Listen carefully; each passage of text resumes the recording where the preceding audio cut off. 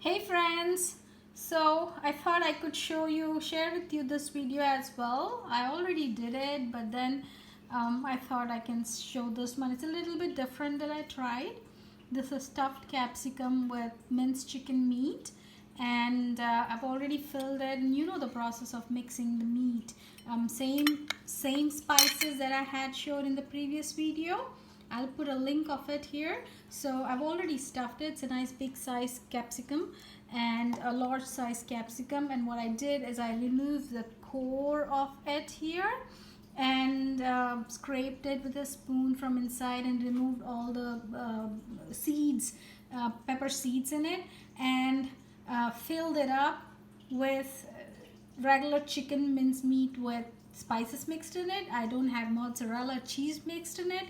Want to try this a little bit differently. What would happen is this will become, the meat will become really like tight when it gets cooked and not as cheesy or oily kind of texture like I did with the eggplant.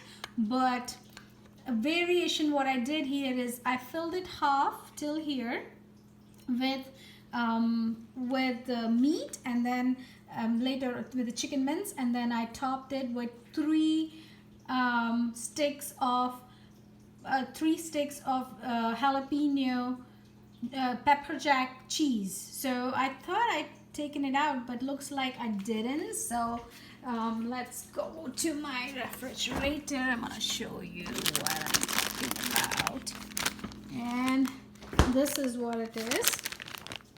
So you see, oops, pepper jack cheese.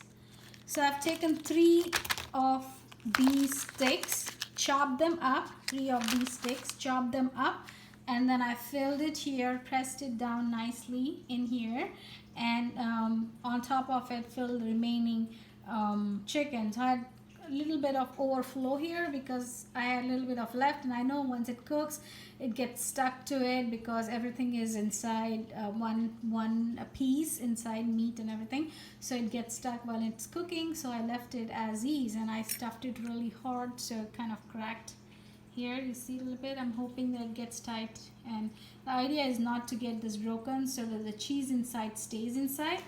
My expectation is that when it gets cooked totally, roast from the outside, then I will have a nice in between separate cheese layer in between the meat. So let's see how that goes once it's done. And the last stage is I have to apply ginger garlic butter on it. So I have chili ginger garlic paste already made. I've stored it here. So I'll take about a quarter teaspoon. This is a quarter teaspoon, so I'll take that and mix in this. This one is not enough, and then mix it well and use that to coat the top of the meat here, and also use this to coat the capsicum, bell pepper.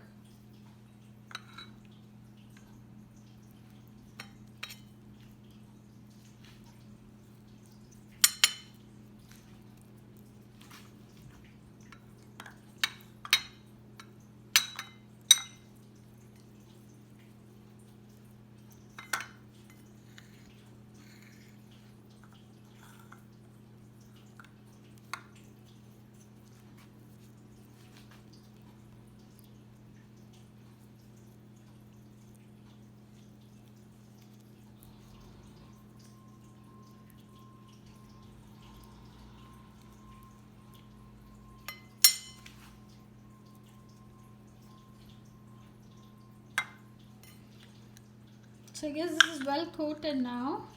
Oops, let me bring it to my oven. And I can just drop it in it. I'll cover cook it.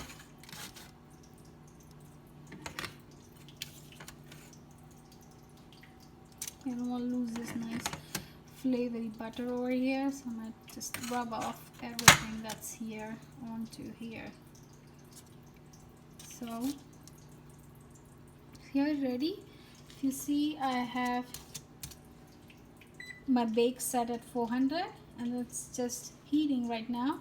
So once it's ready, and I'll set it, time it for 30 minutes. This time I learned that it should stay for a little longer, so I on 400 for 30 minutes, but after 20 minutes I'll check it, flip it, and let it bake for another 10 minutes, which is like 30 minutes whole, and get that done. So about 30-40 minutes I'll let it cook, and checking intermittently. Later, after everything is done, the last round would be, because this is capsicum, I think the last round I want to keep, and it's fully stuffed with meat, so I will minced chicken. So what I will do, 15 minutes after I've done my initial round of closed covered cooking, I would cook for another 15 minutes after that, on open, without any cover.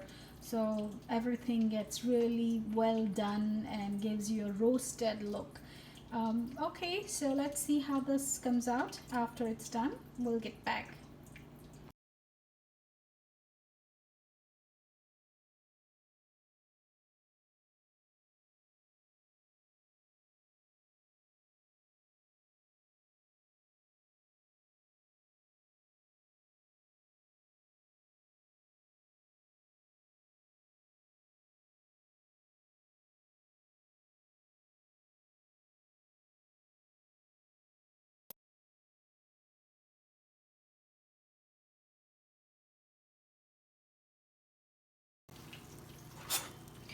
So after 20 minutes on 450 and flipping sides in interval, this is how it looks. The cheese is all coming out from here.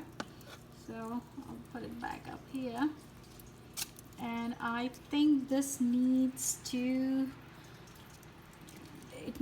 bake further. So I'm going to leave it on here for another 20 minutes and keep checking. I think that should be another 20 minutes on 450. And I should keep checking it in between. So what I'm seeing here, it's taking a lot of time to get this well done, but it need not be only one. I just want to make one for myself, but you can have like 4, and it almost takes the same time, or you can add another 5-10 minutes more, but it almost takes the same time to get this done. But I see that it took about 1 hour or a little more than an hour. I think that should be good. So here it is, ready, complete. I guess 10 minutes was good enough. It has been well done from all sides. See here. So I took it out in 10 minutes, the last 20 that I had put in at 450. So now this is ready. Let's cut open this baby to see how it looks inside.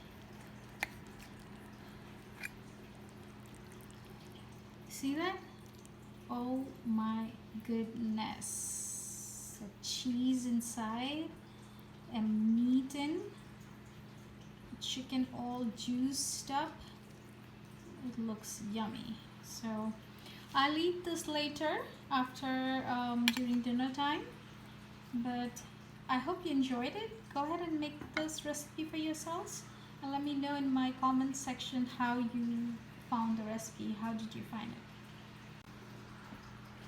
So here it is. I've set a platter. This is my dinner platter, and this can be anyone's dinner platter. So I have fried boiled eggs. I have a buttermilk biscuit, and that's keto biscuit, so it's not a regular one. And I have here 2 pieces of zucchini egg cutlets that I had made and frozen, and I fried it just now a little while ago to go with my platter. So I'll make the video on that some other time, how you can make zucchini egg cutlets. So this is, and then the juice that I had here, which I took out, I can use this. It's very rich and flavorful, so I can use it to top on this one, so it remains juicy, or the meat here, also on the biscuit. You don't need butter, you can just douse it with a lot of this juice. It's very flavorful. You can use it on top of this. Adds and enhances the flavor.